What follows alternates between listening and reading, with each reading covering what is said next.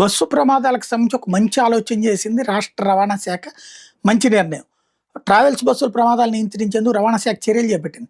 బస్సుల్లో artificial intelligence AI driven dash క్యామ్ల ఏర్పాటు ద్వారా డ్రైవర్ల ప్రవర్తన ఏమైనా తేడా ఉంటే వెంటనే అప్రమత్తం చేసే వ్యవస్థను తెచ్చింది.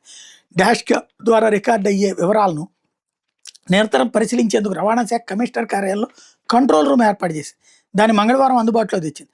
ట్రావెల్స్ బస్సుల పన్నుల తగ్గింపు మీద యాజమాన్యాలతో మంత్రి రాంప్రసాద్ రెడ్డి బుధవారం సమావేశం నిర్వహిస్తున్నారు. ఏపీలో సీటుకి త్రైమాసికానికి 4,000 చొప్పున పన్ను ఉండడంతో అనేక యాజమాన్యాలు ట్రావెల్స్ బస్సులు అరుణాచల్ ప్రదేశ్, నాగాలాండ్ తదితర రాష్ట్రాలు రిజిస్ట్రేషన్ చేసుకుని ఏపీ పరిధిలో నడుపుతున్నాయి. ఈ పన్నును రూ. 1,500 తగ్గించి 2,500 చేయాలని ప్రభుత్వం భావిస్తోంది. ఇతర రాష్ట్రాల్లో రిజిస్ట్రేషన్ చేసుకున్న బస్సులను పన్ను తగ్గించాక ఏపీకి తీసుకొచ్చి రిజిస్ట్రేషన్ చేయాలని కోరబోతున్నారు. ఇకపోతే బస్సులో డ్రైవర్ దగ్గర, ప్రయాణికుల వైపు డోర్ దగ్గర, ముందు రోడ్డు వైపు ఏఐ డ్రివెన్ డాష్ క్యామ్లు ఉంటాయి.